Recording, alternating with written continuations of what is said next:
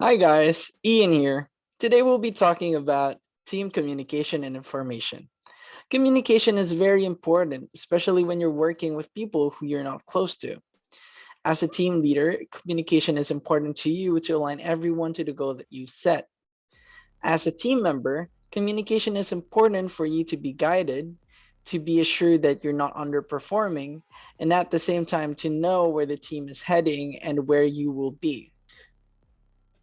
According to Niklas Luhmann in 1992, when she wrote a paper on what communication is, she wrote in these paragraphs that only communication can communicate and that only within a network of communication is what we understand as action created.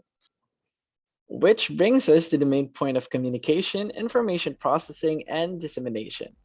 So, for this video, here's 3 tips on how to effectively communicate with your team on a project. Tip number 1, openly communicate as a team member. Communication is very important. That's why your facts, your opinions, and what you feel is an integral part of the communication process and team efforts in creating a project in order to reach success. And with that, especially comes constructive criticisms. We all know that we learn through our mistakes, and what's better than getting to know what our mistakes are than just letting them stick out?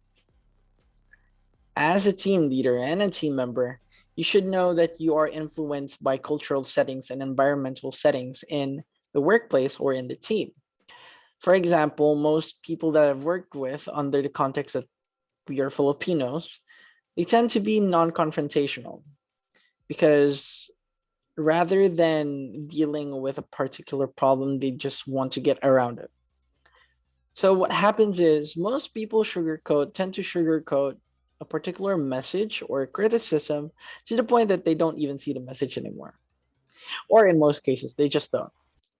As a team member and as a team leader, it's important you're impervious to these cases, that you know how to deliver your constructive criticisms well. So for example, let's say that my friend Alex here has not been performing well under my expectations. Maybe I could say, hey, Alex, I see that you have not been performing as well as I've expected, but I put the blame on me.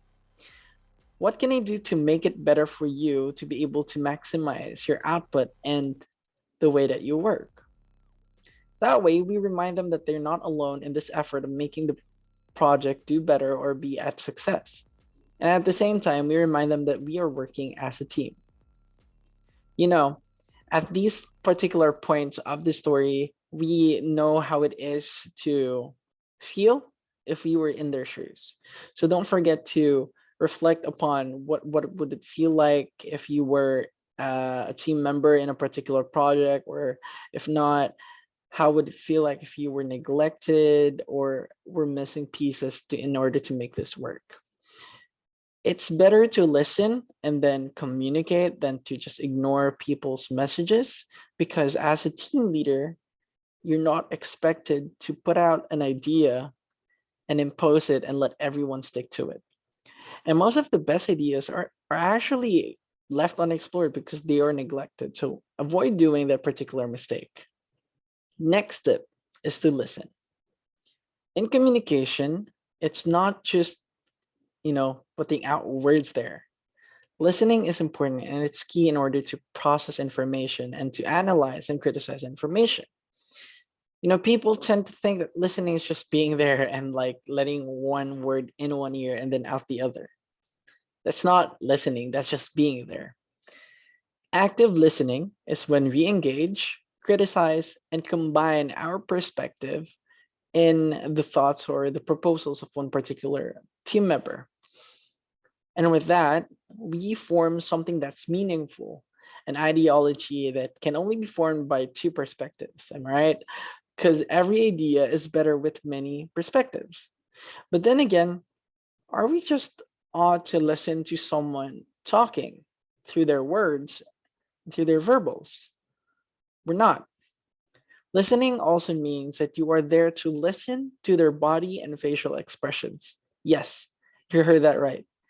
You have to be able to check whether or not they feel confident about their proposal, If they're feeling staggered or unsure about what they're talking about, it's very apparent from the person's way of speaking and the way they stand and the way that they're postured. This way, you can see if someone has determination and if that particular idea is under their field of expertise. As a team member, you should be able to convince yourself that this person can do best at this in terms of like taking everyone into consideration. Then maybe we could assign him or her or they to take into that particular assignment, or maybe even handle the whole team if the whole project is under their expertise. And for a last tip in this video, you're going to talk about an informal cycle that we created in order to guide you through communication. It's an easy way to go that you can establish within a team or a particular group. And that's our 3Ds: discussion, dialogue, and then deconstruction. The simple cycle can facilitate communication, make you understand how to formulate ideas effectively and efficiently without having to be too technical about it. So let's start talking about it. First is discussion. So what does discussion mean and what happens towards a discussion? A discussion is when a team member tries to open his or her stance or their stance on a particular project or their proposal and defends their own views about it. Basically, this is when someone tries to put out their ideas towards a team, that here's my idea, this is how I think it is, and I think it works well because of this. Next, we have the dialogue. The dialogue is not a debate. It's not about, hey, you're wrong, hey, I'm right. It's more of maybe yes and, or it doesn't work because, or I think we could do better. But in the terms of, I like your idea, I think we can go with it. And I feel like we can improve this idea through the points of A, B, and C. Or if not, I like your idea, and I really like that you pointed out the strong cases A and B. However, I don't feel like we can take the whole idea into consideration as the whole project, but rather we can take parts of it to include in our own project.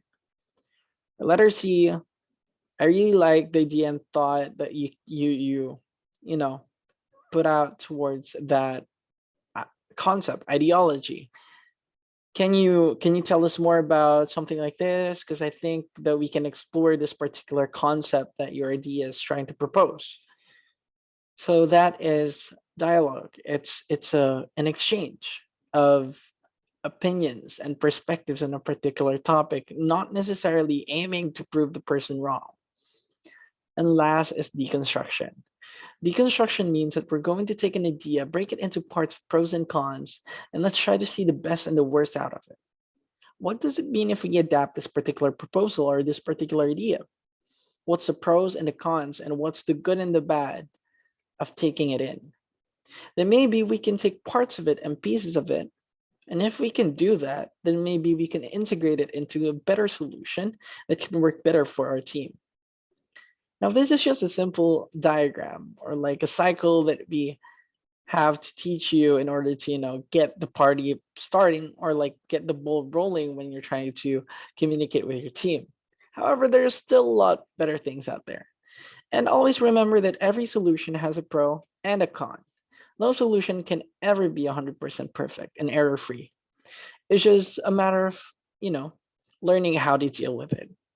And in the case or matter of learning, I feel like we will learn more about that in the next module. Here's a quiz and an essay to get you started and rolling about team communication and information.